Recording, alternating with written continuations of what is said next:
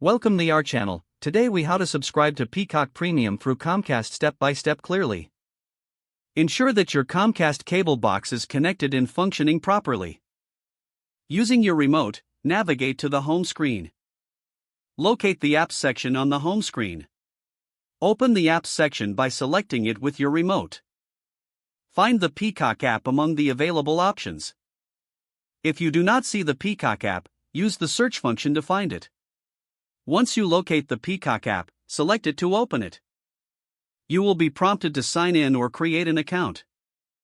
If you already have a Peacock account, select the Sign In option.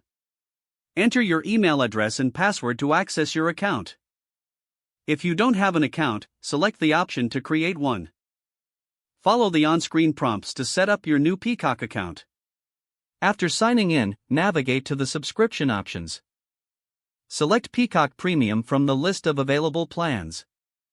Review the subscription details and pricing for Peacock Premium. You may be directed to a payment screen, depending on your settings. If prompted, enter your payment information securely.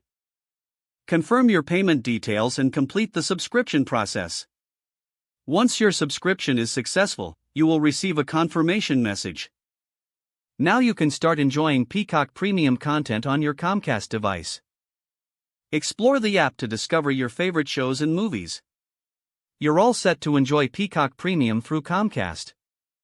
If the page does not load, refresh the browser or try again in a private or incognito window. Make sure you are using the correct email address, then retype it carefully to avoid small typos. If your password is not accepted, use the reset option and create a new strong password you can remember.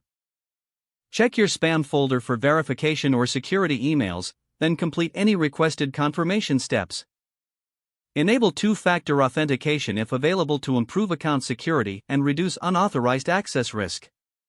After signing in, review your profile details so your contact information and settings are accurate and current. Don't forget to like this video and subscribe to our channel for more step-by-step tech guides.